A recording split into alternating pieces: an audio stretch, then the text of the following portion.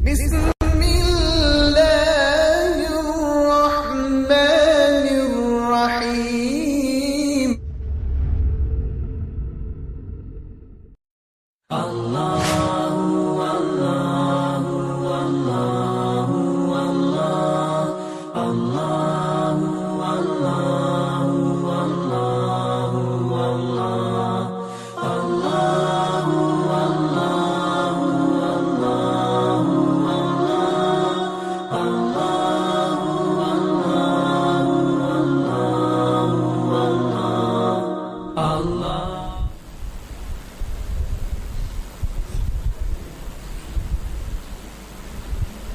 نحمده ونصلي على رسوله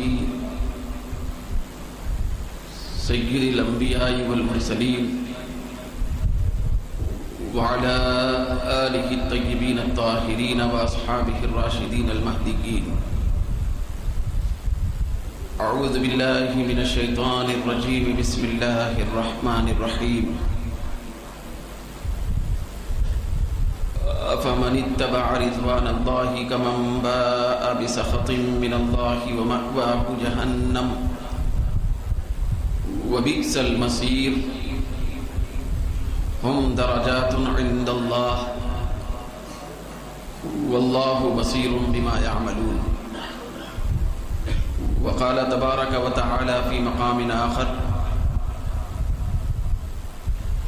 فانقلبوا بنعمة من الله وفضل لم يمسسهم سوء واتبعوا رضوان الله والله ذو فضل عظيم. صدق الله مولانا العظيم.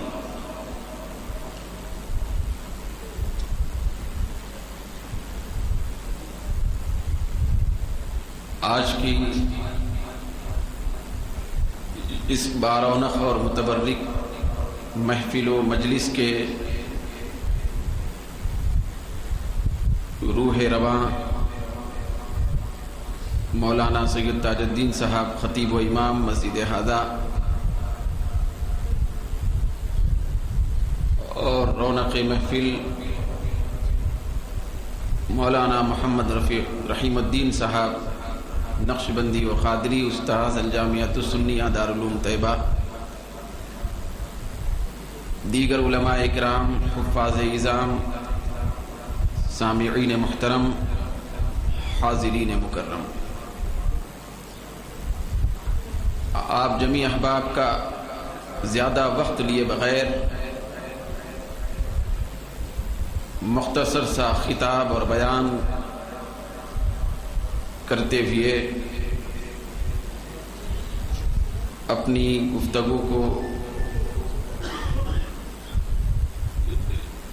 ختم کرنے کی کوشش کروں گا، کیونکہ نماز عشاء بھی ہم سب کو یہاں ادا کرنی ہے.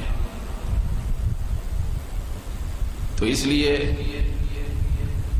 تلاوت کردہ مقدس کلمات اور مبارک الفاظ کی روشنی میں کچھ باتیں حضرت سیدنا امام حسین رضی اللہ تعالی عنہ کی عظمت رضا کے سلسلے میں بیان کرتے ہوئے اپنی بات کو ختم کرنے کی کوشش کی جائے گی. سب سے پہلے انتہائی عقیدت و احترام کے ساتھ رسول اور آل رسول کی بارگاہ میں درود و سلام کا نذرانہ پیش کریں. اللہم صلی علی سیدنا محمد وعلی آل سیدنا محمد مبارک وسلم. صلاۃ و سلام علیک یا سیدنا یا حبیبنا یا رسول اللہ. میں جو قرآنی کلمات آپ کے سامنے پڑھا ہوں اس کا تعلق سورہ آل عمران سے ہے. اللہ تبارک و تعالیٰ کے اس مبارک ارشاد کا مفہوم یہ ہے کہ کیا وہ شخص جو اللہ کی رضا کا تابع بن کر اللہ کی رضا حاصل کرنے کی جستجو میں نکلا، جس کے دل کے اندر پروردگار عالم کی رضا پانے کا اور پروردگار عالم کی رضا کے حصول کا جذبہ ہو، تو ایسا شخص اس شخص کے برابر ہو سکتا ہے جو اللہ کی طرف سے غضب اور غصہ لے کر واپس ہوا۔ جو شخص اللہ کے غضب کا شکار ہوا تو اس کا ٹھکانہ جہنم ہے، اور وہ کتنا ہی برا ٹھکانہ ہے۔ جو اللہ کی رضا پانے کے لیے پروردگار عالم کی رضا کی جستجو میں اور اس کی متابعت میں نکلا، اور نکلنے والے جو بھی لوگ ہوتے ہیں، ہم درجات عند اللہ، وہ اللہ کے پاس بڑے بڑے درجے پانے والے ہوتے ہیں۔ اللہ تعالی جو کچھ بندے کرتے ہیں ان سب کو دیکھ رہا ہے۔ یہ ابتدائی آیات کا ترجمہ ہے۔ دوسرے مرحلے پر میں نے ایک آیت مبارکہ سورہ آل عمران سے ہی تلاوت کرنے کا شرف حاصل کیا۔ اس کا ترجمہ یہ ہے کہ فَانْقَلَبُوا بِنِعْمَةٍ مِّنَ اللَّهِ وَفَضْلٍ لَمْ يَمْسَسْهُمْ سُوءٌ وَاتَّبَعُوا رِضْوَانَ اللَّهِ، جو لوگ پروردگار عالم کی پکار پر لبیک کہتے ہوئے، مصیبتوں کو برداشت کرتے ہوئے، مصائب کو جھیلتے ہوئے، مشقتوں کو اٹھاتے ہوئے، تانوں کو سنتے ہوئے اللہ تبارک و تعالیٰ کی رضا کی جستجو میں نکلے، تو وہ اللہ کی نعمت لے کر واپس ہوئے اور فضل لے کر واپس ہوئے، جن کو حقیقت میں کوئی تکلیف نہیں پہنچی، اور وہ اللہ کی رضا کے تابع ہو گئے تھے، اور اللہ بہت بڑے فضل و کرم والا ہے۔ میں حضرت سیدنا امام حسین علیہ السلام اور دیگر شہدائے کربلا اور خانوادہ اہل بیت کی مقدس ترین قربانیوں کے سلسلے میں سے کچھ باتیں آپ کے سامنے رکھنے کی سعادت حاصل کر رہا ہوں۔ اللہ تعالیٰ ان باتوں پر ان کو اپناتے ہوئے ہم سب کو اپنی زندگی ان مبارک ارشادات اور باتوں پر جو حضرت اللہ رب العزت نے قرآن مجید میں بیان فرمائی، ان کو اپناتے ہوئے اپنی زندگی کو سدھارنے اور دنیا و آخرت میں فلاح پانے کے لیے کوشش کرنے کی سعادت اور توفیق عطا فرمائے۔ اللہ تبارک و تعالی کچھ بندوں کو بہت بڑے مقام اور بہت بڑے مرتبے عطا فرمانا چاہتا ہے، کچھ بندوں کو جنت دینا چاہتا ہے، جنت کے مرتبے دینا چاہتا ہے، لیکن پروردگار عالم کچھ بندوں سے اتنی محبت کرتا ہے کہ ان کو جنت کے درجے نہیں اپنی قربت کے درجے دینا چاہتا ہے۔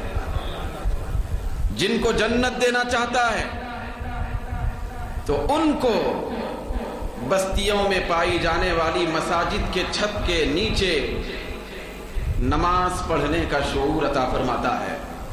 پھر وہ بندے چھاؤں میں نماز پڑھتے ہیں، چھاؤں میں سجدہ کرتے ہیں، چھاؤں میں تلاوت کرتے ہیں، منبر پر بیٹھ کر اللہ اس کے رسول کا ذکر کرتے ہیں، محراب میں تلاوت کرتے ہیں، پروردگار عالم کی تسبیح سے مساجد کو آباد کرتے ہیں، سجدوں کی لذت مسجدوں کے چھت کے نیچے حاصل کرتے ہیں، درختوں کے پتوں کے سائے میں حاصل کرتے ہیں۔ لیکن پروردگار عالم جب کسی بندے کو اپنی رضا عطا فرمانا چاہتا ہے، اپنی خوشنودی دینا چاہتا ہے، اپنا مقام قربت عطا کرنا چاہتا ہے، تو ایسی صورت میں بندوں کو مسجدوں کے چھتوں سے نکال کر در و دیوار رکھنے والی مسجدیں جو اللہ کے گھر کی شکل میں ہیں ان سے ہٹا کر میدان کربلا کی دھوپ میں لاتا ہے، میدان کربلا کے ذرات میں لاتا ہے، میدان کربلا کے بھوک و پیاس کے ماحول میں لاتا ہے۔ پھر وہ سجدہ مسجد کے محراب کے نیچے نہیں بلکہ خنجر کے نیچے عطا ہوتا ہے۔ جو بندے صرف اللہ تبارک و تعالیٰ کی طرف سے جنت کے درجے حاصل کرنے والے ہوتے ہیں اور جن کے حصے میں پروردگار عالم صرف جنت کے مرتبے اور درجے رکھتا ہے، تو ان لوگوں کی تلاوت گھر کے چھت کے نیچے یا مسجد کے چھت کے نیچے ہوتی ہے، اور جن بندوں کو اللہ تبارک و تعالی اپنی رضا کا جام پلا پلا کر اپنی حقیقی قربت سے نوازنا چاہتا ہے اور اپنے قربت کے بے مثال درجے دینا چاہتا ہے، تو ایسی صورت میں ان کی تلاوت مسجد کے چھت کے نیچے نہیں، نیزے پہ ہوتی ہے، شام کے بازاروں میں نیزے پہ ہوتی ہے، دمشق کے راستوں میں نیزے پہ ہوتی ہے۔ تو دوستو، مسجد کے چھت کے سائے میں سجدہ کرنا اور ہے، کربلا کی سرزمین پر زیر خنجر سجدہ کرنا اور ہے۔ مسجد کے پرسکون ماحول میں تلاوت کرنا اور ہے، دمشق کے بازاروں سے گزرتے ہوئے نیزے پر سر حسین کا تلاوت کرنا اور ہے۔ تو یہ رضا کی بہت بڑی دولت اور نعمت ان بندوں کو عطا فرماتا ہے جن بندوں کو اللہ تبارک و تعالی بلاؤں سے گزار کر اپنی قربت کے مزے عطا فرماتا ہے۔ تو قرآن مجید بیان کرتا ہے کہ جو بندے اللہ کی رضا کی جستجو میں نکل کر اپنی گردنوں کو کٹاتے ہیں اور اپنے آل اولاد کو لٹاتے ہیں، اپنے جوانوں کو قربان کرتے ہیں، اپنے تصورات کو اللہ کی بارگاہ میں مرکز عقیدت بنا کر مبذول کرتے ہیں، اور جو بندے بھوک و پیاس کے ماحول سے گزر کر سجدہ ریزیاں اور طاعتیں اور عبادتیں اور ریاضتیں کرتے ہیں اور نیزے پر تلاوتیں کرتے ہیں، تو دنیا سمجھتی ہے کہ یہ تکلیف میں ہے، یہ مشقت میں ہے، یہ مصیبت میں ہے، یہ درد و علم میں ہے، اور یہ گردن کٹتے وقت بہت زیادہ مصیبت اور درد اور علم کا شکار ہیں۔ لیکن قرآن کہتا ہے فَانْقَلَبُوا بِنِعْمَةٍ مِّنَ اللَّهِ، نہیں اے دنیا والو، تمہاری نگاہیں ان کو درد و علم میں دیکھ رہی ہیں، لیکن حقیقت میں یہ بصورت شہادت اللہ کی بڑی نعمت لے کر واپس ہو رہے ہیں، یہ اللہ کی نعمت لے کر واپس ہو رہے ہیں۔ فَانْقَلَبُوا بِنِعْمَةٍ مِّنَ اللَّهِ وَفَضْلٍ، اور اللہ کا فضل ان کو مل جاتا ہے۔ تو دنیا والے سمجھتے ہیں کہ ان کو درد ہو رہا ہے، دنیا والے سمجھتے ہیں کہ گھوڑوں کی ٹاپوں سے روندا جا رہا ہے، تو ایک مصیبت اور مشقت کا ماحول ہے، لیکن اللہ رب العزت فرماتا ہے لم یمسسہم سوء، حقیقت میں ان کو ذرہ برابر تکلیف نہیں پہنچتی ہے، جو اللہ کی رضا کے لیے گردن کو کٹاتے ہیں، جو اللہ کی رضا اور خوشنودی حاصل کرنے کے لیے گھردار کو، شہر کو، بستی کو، محبوب ترین وطن کو چھوڑ کر کربلا کی سرزمین پہ پہنچتے ہیں۔ تو حضرت امام حسین، تو آپ یاد رکھیں، کچھ بندے ایسے ہیں، میں نے جو بات اب عرض کی، خلاصہ گفتگو یہ ہے کہ کچھ بندے اللہ رب العزت نے ایسے پسند فرمائے ہیں، اور اللہ کچھ بندوں کو ایسا منتخب کرتا ہے کہ جن کو جنت نہیں، جنت کا درجہ نہیں، اپنی قربت اور محبت کے درجے عطا فرماتا ہے۔ تو ایسی صورت میں وہ کیا کرتا ہے؟ کرتا یہ ہے کہ جن کو جنت دینا ہوتا ہے تو رب قدیر فرماتا ہے ٹھیک ہے، محلے کی مسجد میں سجدہ کرتے رہو، تلاوت اپنے گھر میں بیٹھ کے کرتے رہو، پرسکون ماحول میں مجھے یاد کرتے رہو، لیکن جن کو اپنی قربت و محبت سے نوازنا چاہتا ہے، جن بندوں کو اپنی خوشنودی عطا فرمانا چاہتا ہے، اپنی رضا کا جام پلانا چاہتا ہے، اور اپنی طرف سے بہت زیادہ الفت و محبت کا اظہار ان کے اوپر کرنا چاہتا ہے، اور ان کو اپنی رضا کے اعلیٰ جام سے بہت زیادہ سیراب کرنا چاہتا ہے، تو پروردگار عالم ان بندوں کو مسجد، محلے کی مسجد میں عبادت کرنے نہیں دیتا، بلکہ میدان میں عبادت کے لیے نکالتا ہے، پھر مصیبتوں میں گرفتار کراتا ہے، آزمائشوں سے گزارتا ہے، بلاؤں سے گزارتا ہے۔ یہ بات یاد رکھیں، جہاں رضا کا معاملہ ہوتا ہے وہاں پر بلا کا نزول ہوتا ہے، بلا کا نزول ہوتا ہے۔ بھائی اللہ کی رضا بغیر بلا کے نہیں ملتی، بولیے جملہ، بھئی اللہ کی رضا بغیر بلا کے نہیں ملتی۔ جو بندے جنت پانا چاہتے ہیں تو ان کو جنت سجدوں سے ملتی ہے، آرام دہ مقام پر اللہ کا ذکر کرنے سے ملتی ہے، لیکن جو بندے رضا کو پانا چاہتے ہیں تو ان بندوں کو بلا کے راستوں سے گزارا جاتا ہے، مصیبتیں ڈالی جاتی ہیں، تکلیفیں ڈالی جاتی ہیں، چھوٹے چھوٹے معصوم بچوں کو نگاہوں کے سامنے قربان کیا جاتا ہے، پھر ان کے حلقوم کو چھید دیا جاتا ہے، جوانوں کو کاٹا جاتا ہے، لوگوں کی طرف سے طعن و تشنیع ہوتی ہے، اور لوگ ظلم و ستم کا پہاڑ ان کی ذاتوں پر توڑتے ہوئے نظر آتے ہیں۔ تب کہیں جا کر اللہ تبارک و تعالی خوش ہو کر کہتا ہے، اے میرے بندے آ، میں تجھ کو اپنی رضا کا جام عطا کرتا ہوں۔ بہت بڑا معاملہ ہے رضا۔ پھر یہ اتفاق ہے کہ اسی مسجد میں اس سے پہلے رضا اور قضا پر میری گفتگو ہوئی ہے، ہوا نا بیان کہ رضا اور قضا، لیکن آج کی گفتگو اس سے مختلف ہے کہ یہ امام حسین علیہ السلام کے رضا سے تعلق رکھتی ہے اور میدان کربلا کے جمی شہداء کے حوصلوں سے تعلق رکھتی ہے۔ چنانچہ یہ مختصر سے کلمات اپنے ذہن میں بٹھا کے جائیں کہ جہاں بندہ رضا پانے کے لیے نکلے تو وہاں سامنے سے بلا آتی ہے۔ کیا آتی ہے؟ بلا آتی ہے، اور بلا کو جب تک بندہ سینے سے نہیں لگاتا اس وقت تک پروردگار عالم کی رضا نہیں ملتی۔ پھر امام حسین کے اوپر جو بلائیں آئیں، مصیبتیں آئیں، ظاہری طور پر جو پریشانیاں آئیں، وہ بڑی بے مثال تھی۔ نہ کسی پر تاریخ میں ایسی پریشانی آئی، نہ قیامت تک ایسے مصائب اور بلائیں اور آزمائشیں کسی پر اتر سکتی ہیں، اس لیے کہ نگاہوں کے سامنے دریائے فرات موجیں مار رہا ہے، پانی اپنے شباب پر ہے، لیکن یزیدی پہرا دے کر لوگوں کو کھڑا کیا گیا ہے، اور امام حسین کو 1 فٹ پانی لینے سے روکا جا رہا ہے۔ پھر یہ بات یاد رکھیں کہ امام حسین یہ رضا پانے کے لیے جب نکلے، یہ ان کی اپنی عجز و انکساری کے اعتبار سے ہے کہ رضائے الہی پانے کے لیے نکلے تو اپنے اختیارات کو استعمال کرنا بند کر دیے۔ کیا کرے بھئی؟ اپنا اختیار اور طاقت استعمال کرنا بند کر دیے، کیونکہ ان کو معلوم ہے جب تک بلا اوپر نہیں آئے گی رضا کی آخری منزل نہیں ملے گی۔ استعمال کرنا قدرت کو بند کر دیے۔ دنیا دیکھ رہی تھی کہ مجبوری کے عالم میں ہے، بے کسی کے عالم میں ہے، اور عاجزی کے عالم میں ہے، اور بے بسی کے عالم میں ہے۔ امام حسین کی نگاہیں 50 سال سے مشاہدہ کر رہی تھیں، جب تک اتنی بڑی بڑی بلاؤں سے میں ہمکنار نہیں ہوں گا اس وقت تک مجھے اللہ کی آخری رضا حاصل نہیں ہوگی۔ تو استعمال کرنا کیا بند کر دیے؟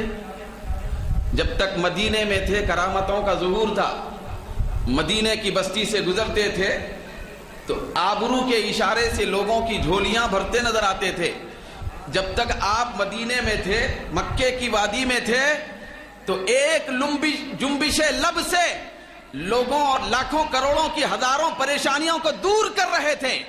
یہ ان کی کرامت تھی۔ میدان کربلا میں سارے اختیار کو پسے پش ڈال کر رضا الہی پانے کی جستجو میں جب بلاؤں کا استقبال کر رہے تھے، تو مدینے کی بستی میں جو کچھ کر رہے تھے، لاکھوں کی پریشانیاں ایک نظر سے دور کر رہے تھے، یہ امام حسین کی کرامت تھی۔ میدان کربلا میں سارے اختیار کو ایک پشت پر، ایک بازو میں رکھ کر بلاؤں کو اپنے قریب بلا رہے تھے اور بلاؤں کا استقبال کر رہے تھے۔ یہ امام حسین کی استقامت تھی، وہ کرامت تھی، یہ استقامت تھی، یہ برداشت کی کیفیت تھی۔ تو امام حسین مجبوری کے عالم میں نہیں تھے، کہاں؟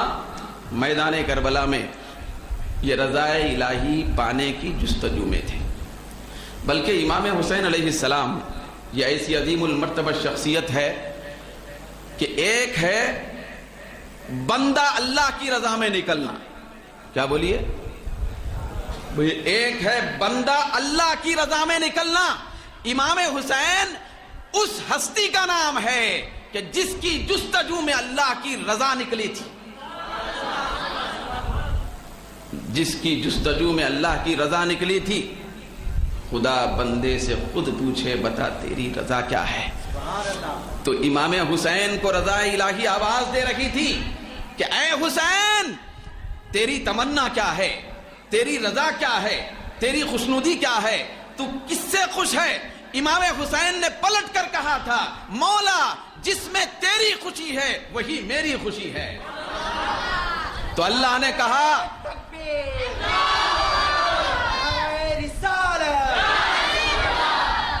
اللہ رب العزت خالق کائنات مالک دو جہاں نے آواز دی اے حسین میری رضا، میری خوشی، میری چاہت یہ ہے میں تجھ کو میدان کربلا میں سب سے بڑی بلا دے کر اپنی سب سے بڑی رضا دینا چاہتا ہوں۔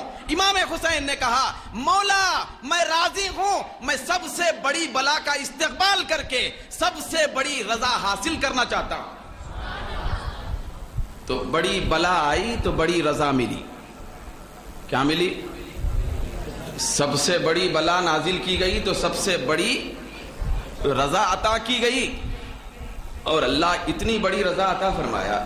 میں جو عرض کر رہا ہوں کہ یہ اہل بیت اطہار جو ہیں، بھئی اہل بیت اطہار جو ہیں یہ ایسی شخصیات ہیں کہ جن کی رضا خود خدا و رسول چاہتے ہیں۔ پھر یہ بخاری سے ثابت ہے۔ کس سے ثابت ہے بھائی؟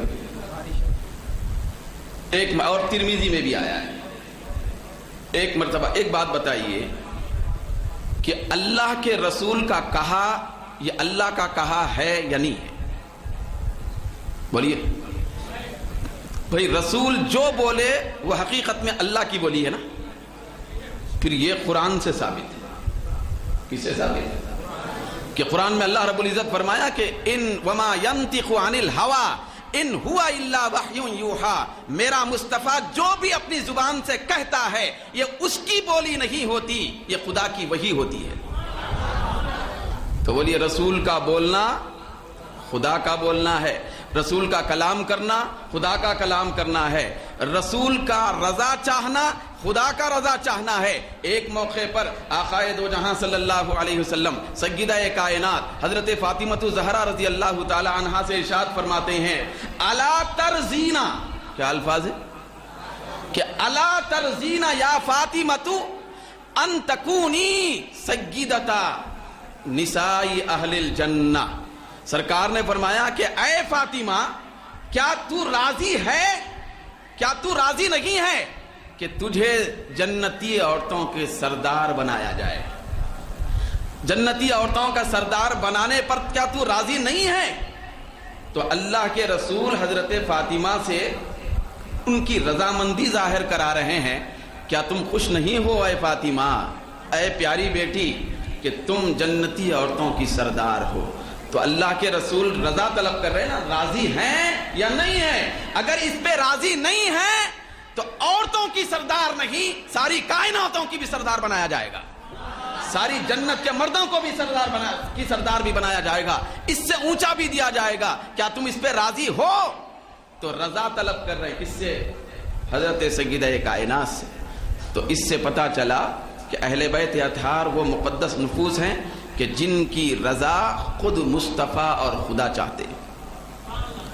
خدا رضا چاہتا ہے تو رضائے الہی ان کے پیچھے آئی کہ آؤ رضا کی چادر میں لے لوں، پھر وہ مقام عطا کروں۔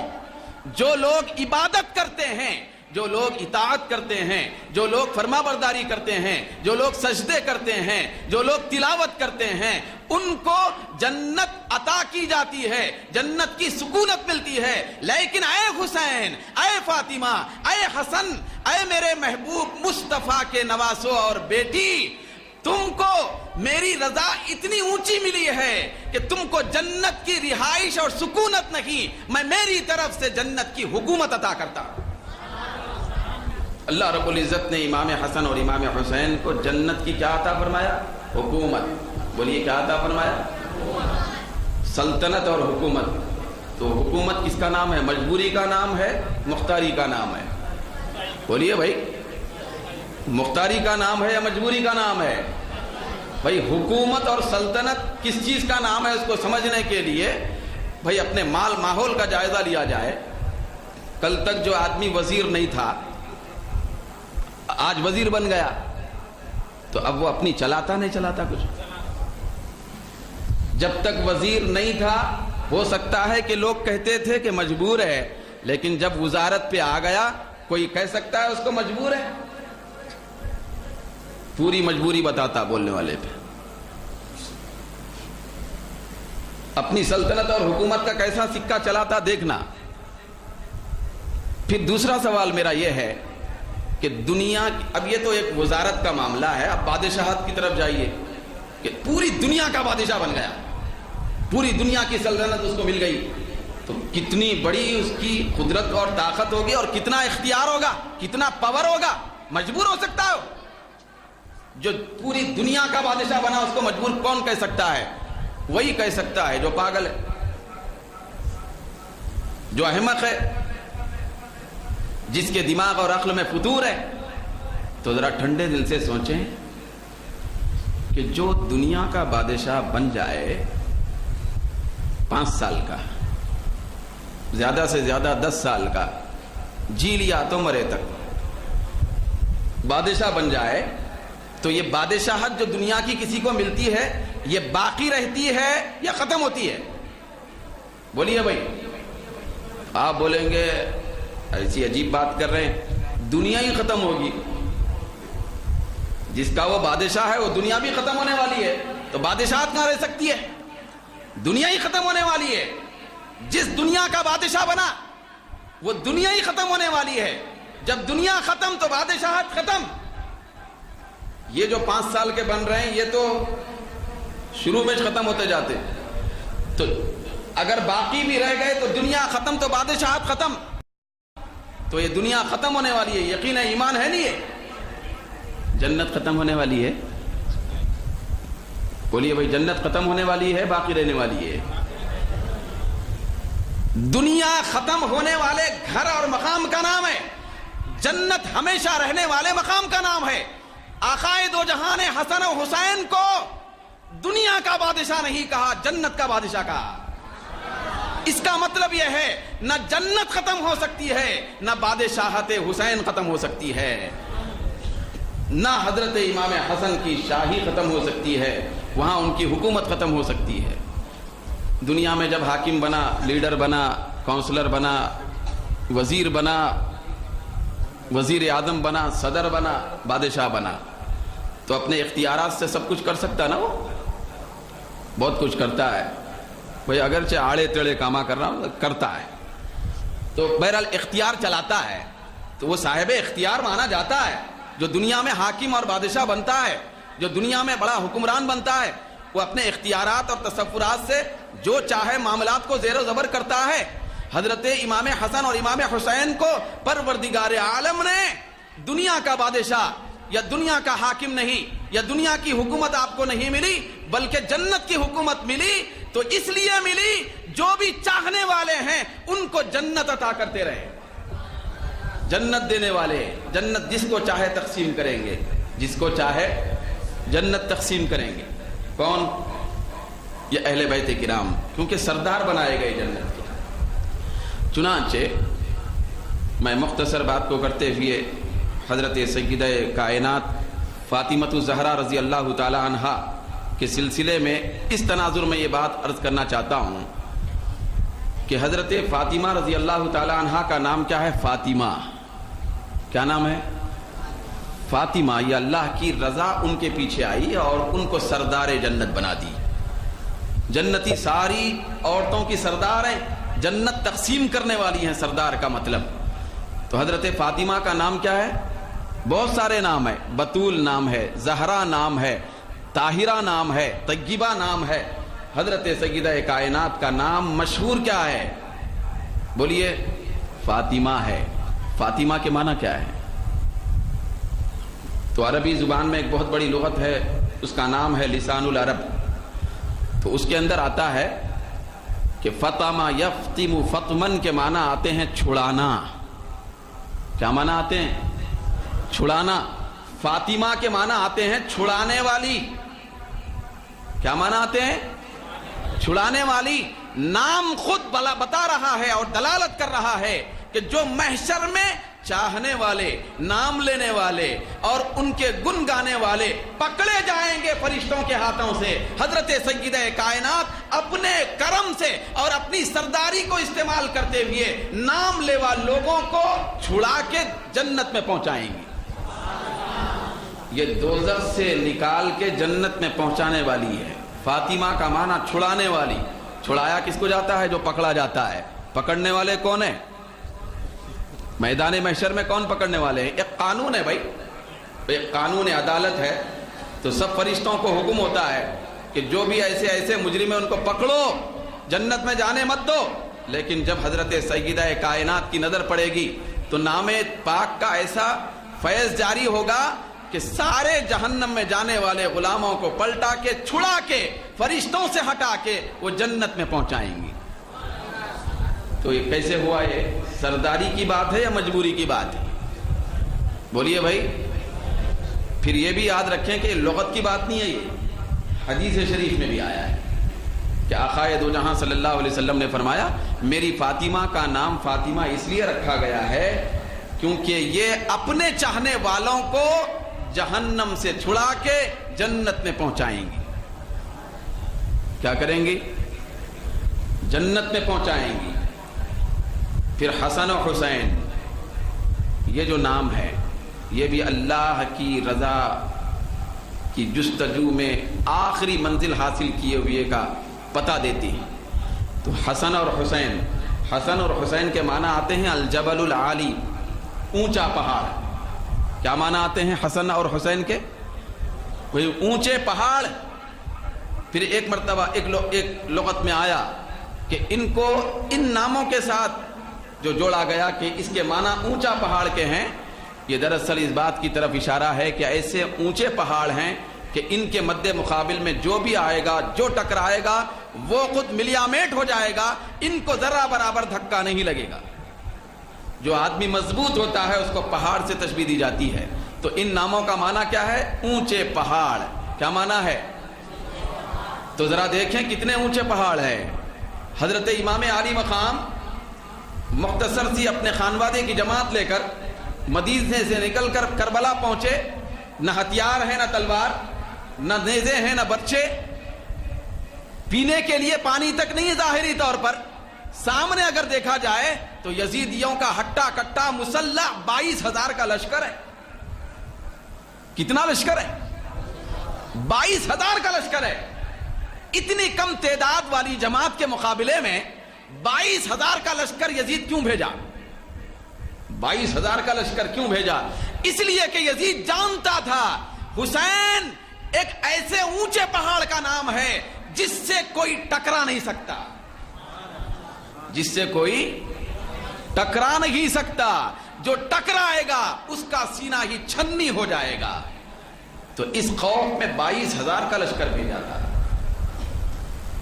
تو وہ بھی سمجھتا تھا کہ صاحب اختیار ہے. وہ جو یزید ہے نا حقیقی، وہ یزید تو پلید ہے، 1000 مرتبہ پلید ہے. لیکن آج کے یزیدیوں کے مقابلے میں عرض کر رہا ہوں کہ وہ یزید جو قدرت حسین کو سمجھ کر، اختیار حسین کو سمجھ کر، تصرف حسین کو سمجھتے ہوئے ایک حسین کے مقابلے میں 22,000 کا ہٹا کٹا پہلوانوں پر مشتمل مسلح لشکر بھیجتا ہے اور اعلان کرتا ہے، دنیا والوں کے سامنے ظاہر کرتا ہے حسین کوئی مجبور شخصیت کا نام نہیں، وہ تصرف رکھنے والے با اختیار شخصیت کا نام ہے. میں اس کے پاور کو جانتا ہوں، اس کی قدرت کو جانتا ہوں، اس کے اختیار کو جانتا ہوں، اس کے طاقت کو جانتا ہوں. تو وہ یزید آج کے ان بد نصیب یزیدیوں سے بہت بہتر ہے جو یہ کہتے ہیں کہ امام حسین کو ذرہ بھی اختیار نہیں تھا، بے کسی اور مجبوری میں میدان کربلا گئے تھے. استغفر اللہ. تو آج کے یزید کیا کہتے ہیں کہ امام حسین مجبور تھے. وہ یزید 22,000 کا لشکر بھیج کر تسلیم کرتا ہے کہ حسین مجبور نہیں، مختار ہے. حسین مجبور نہیں، مختار ہے. تو اس سے بدتر یزیدی تو آج کے جو امام حسین کو مجبور کہتے ہیں. بھائی اپنے بابا سے پوچھ لینا تھا کبھی. بابا ہوتا نا یزید، یہ خارجیوں کا یزیدیوں کا بابا ہو تو بابا سے پوچھ لیتے کم سے کم تو مسئلہ حل ہو جاتا تھا. مختار ہے یا مجبور ہے کہ بابا جان ایک حسین کے لیے چھوٹے چھوٹے بچوں کے مقابلے میں، بھوکے پیاسوں کے مقابلے میں 22,000 کا لشکر کیوں بھیجے تھے؟ تو بابا سمجھا دیتا تھا ارے بہت بڑا خطرناک ماحول تھا، تم کو کیا معلوم بیٹو کہ حسین کی طاقت کا عالم کیا ہے. یہ وہ حسین ہے کہ اگر زبان کو ذرا حرکت دیتے ہوئے ایک فرات نہیں لاکھوں دریائے فرات کو آسمان سے آواز دے کر بلانا چاہے، سارا آسمان دریائے فرات لاکھوں کی تعداد میں برسانا شروع کر دے. یہ وہ حسین ہے جس کی طاقت دراصل مصطفیٰ کی طاقت ہے. سرکار کونین نے اسی لیے فرمایا کہ اے فاطمہ، یہ جو تمہارے دونوں بیٹے ہیں میرے نواسے، میرے بیٹے، تو ان میں سے حسن کو میں میری سرداری دیتا ہوں اور میری ہیبت دیتا ہوں. میری سرداری حسن کو دیتا ہوں اور میری جرأت اور سخاوت حسین کو دیتا ہوں. تو یہ جو جرأت اور ہمت ہے اور طاقت ہے امام حسین کے جسم میں کہاں سے آئی؟ وہ خون رسول سے آئی، وہ فرمان رسول سے آئی، وہ سرکار کی ذات سے آئی. حسین کی جرأت اور طاقت یہ دراصل طاقت مصطفیٰ کا نام ہے. یہ یزید سمجھتا جو آج کے پلید نہیں سمجھتے. تو چنانچہ حضرت امام حسین میدان کربلا تشریف لے گئے، بچوں کو کٹا دیے،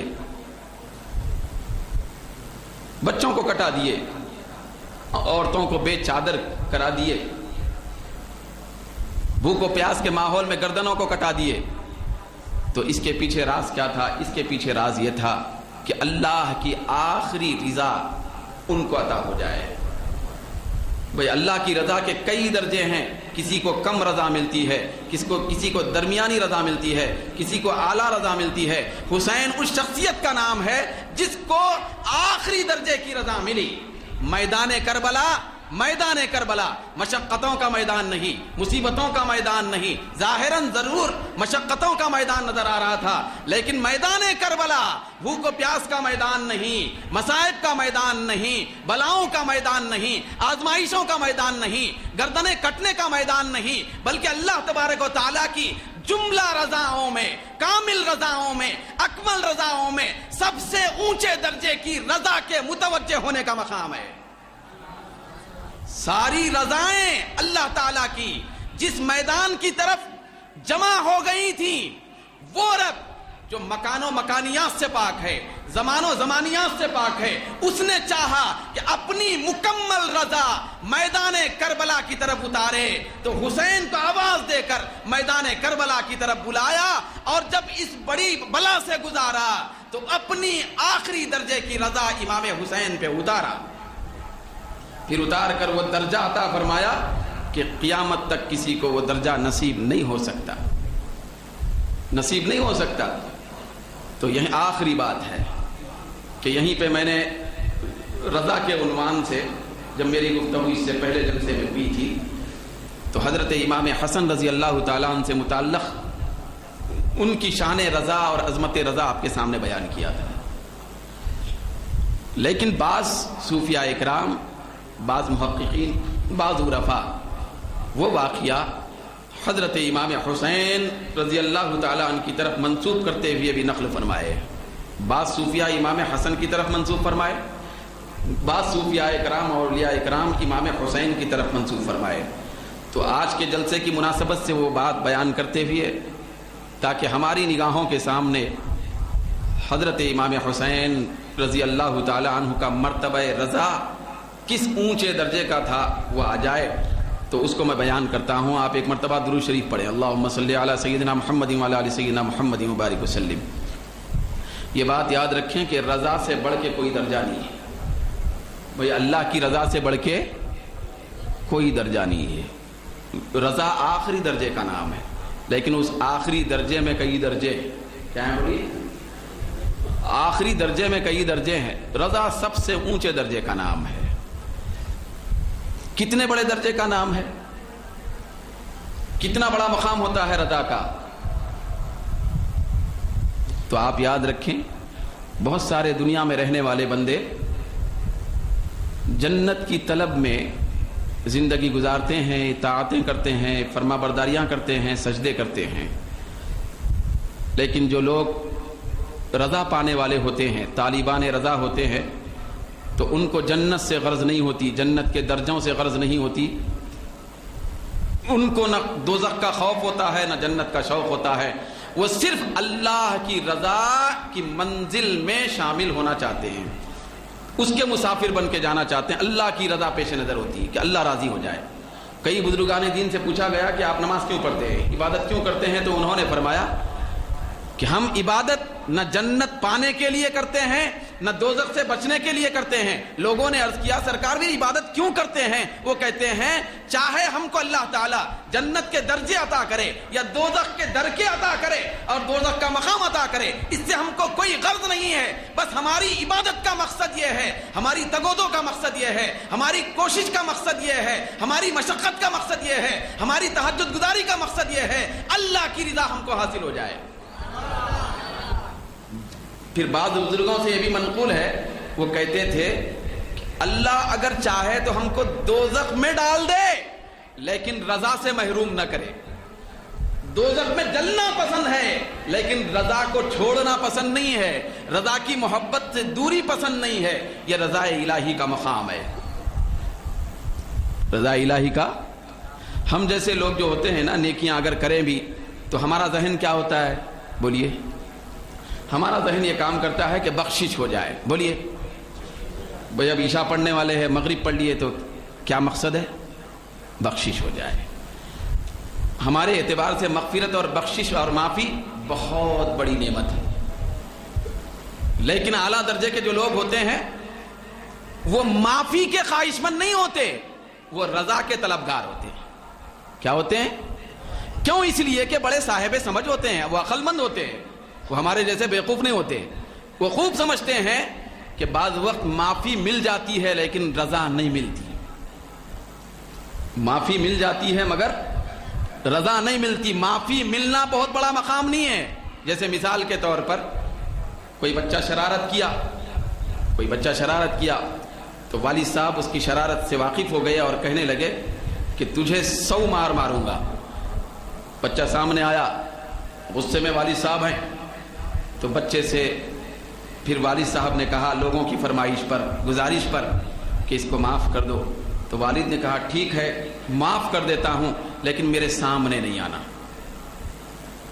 کیا بولے؟ معاف تو کر دیا، 100 مار نہیں پڑیں گے، لیکن ناراضگی برابر ہے، میں ناراض ہوں۔ تو کہنے کا مطلب یہ ہے معافی مل جانا رضا کا ملنا نہیں ہے۔ بعض وقت معافی مل جاتی ہے لیکن رضا نہیں ملتی۔ معافی سے زیادہ اعلیٰ درجے کا نام رضا کا ملنا ہے۔ تو اللہ والے لوگ معافی کے طلبگار نہیں ہوتے بلکہ رضا کے تمنائی ہوتے تھے۔ تو رضا کی تمنا کرنے والوں میں سب سے زیادہ اونچے درجے کی اگر کوئی شخصیت ہے تو اس شخصیت کا نام امام حسین ہے۔ کیسی رضا تھی آپ کی؟ آپ کی رضا کی شان دیکھیے، اس پہ بات ختم ہے۔ ایک بہت بڑی کتاب ہے رسالہ قشیریہ، حضرت ابو القاسم قشیری رحمۃ اللہ علیہ 400 صدی ہجری کے بزرگ ہیں۔ وہ رضا کے تحت میں بیان فرماتے ہیں کہ ایک مرتبہ کچھ لوگ حضرت امام حسین علیہ السلام کی بارگاہ میں حاضر ہوئے، بڑے حیرت میں تھے، بڑے حیرت اور تعجب میں حاضر ہوئے، عرض کرنے لگے سرکار ابھی حضرت ابو ذر رضی اللہ تعالی عنہ سے کچھ باتیں سن کے آ رہے ہیں، تو وہ باتیں عجیب سی لگیں، تو ان باتوں کا جواب حاصل کرنے کے لیے آپ کی بارگاہ میں حاضر ہیں۔ تو آپ نے فرمایا ابو ذر نے کیا کہا؟ یہ حضرت ابو ذر کون ہے معلوم؟ یہ حضرت ابو ذر کسی غوث و قطب کا انعام نہیں ہے، یہ صحابی رسول کا نام ہے۔ کس کا نام ہے؟ آپ ذرا ٹھنڈے دل سے جواب دیں۔ صحابی جو ہوتے ہیں ان کو رضا کا مرتبہ ملتا ہے یا نہیں ملتا ہے؟ بولیے، صحابہ کو نہیں ملے تو کس کو ملتا ہے؟ ان کی رضا کے اعتبار سے اللہ نے قرآن میں اعلان کر دیا کہ میرے نبی کے صحابہ یہ ایسے منصب پر فائز ہیں کہ رضی اللہ عنہم ورضوا عنہ، کہ اللہ ان سے راضی ہے اور یہ اللہ سے راضی ہو گئے. تو رضا کا اعلیٰ مرتبہ صحابہ کو بھی ملا، رضا کا اونچا درجہ صحابہ کو بھی ملا. لیکن حسین کو جو ملا وہ کسی کو نہیں ملا، حسین کو جو ملا وہ کسی کو نہیں ملا، کربلا میں جو ملا وہ کسی کو نہیں ملا. حضرت ابو ذر کی بات لے کر جب صحابہ تابعین حضرت امام علی مقام کی بارگاہ میں آ کے عرض کرتے ہیں کہ عجیب بات حضرت ابو ذر نے کہی ہے. تو آپ نے پوچھا کیا کہا انہوں نے؟ تو لوگوں نے کہا کہ وہ کہتے ہیں کہ الفقر احب الی من الغنى والسقم احب الی من الصحہ. وہ کہتے ہیں ابو ذر، کیونکہ وہ رضا کے مقام پر فائز تھے، اپنے حسب حال انہوں نے بیان فرمایا، مقام رضا جو ان کا تھا اس کے اعتبار سے انہوں نے بات کہی. وہ کہتے ہیں ابھی سن کے آ رہے ہیں، عجیب بات ہے. وہ کہتے ہیں کہ میرے نزدیک فقیری بہتر ہے، تنگ دستی بہتر ہے مالداری سے. کس سے کیا بہتر ہے بولیے؟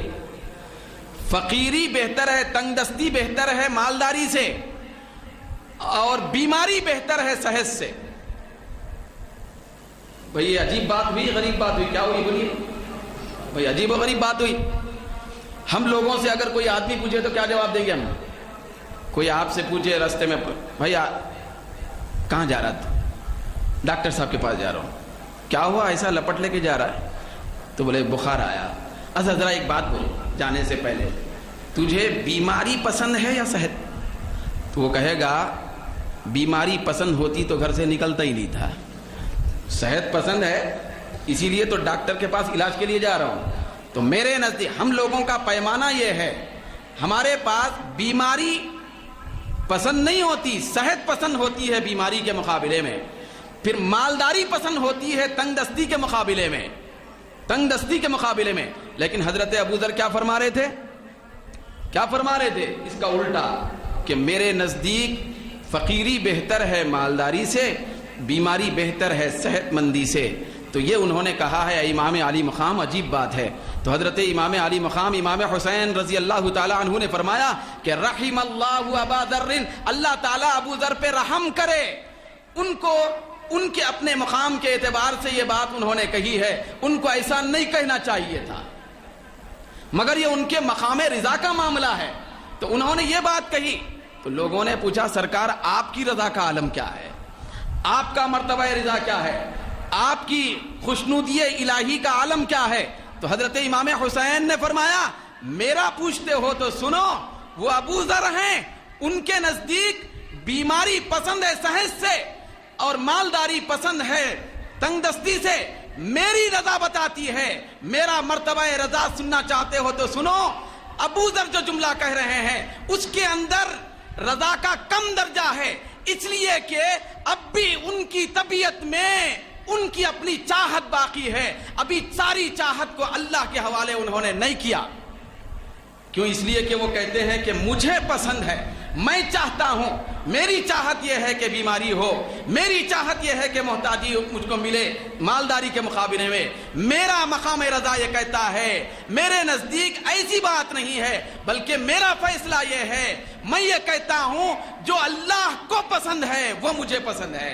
اگر وہ بیماری پسند کرتا ہے تو بیمار ہونا پسند کروں گا، وہ مالداری پسند کرتا ہے مالدار ہونا پسند کروں گا، وہ بھوکا رکھنا پسند کرتا ہے بھوکا رہنا پسند کروں گا. اگر وہ صحت پہ رکھنا چاہتا ہے صحت مند ہونا پسند کروں گا، اور اگر وہ تنگ دستی پیدا کرنا چاہتا ہے تنگ دست بننا پسند کروں گا. میری کوئی چاہت ہی نہیں ہے، سارا معاملہ اللہ کے حوالے ہے.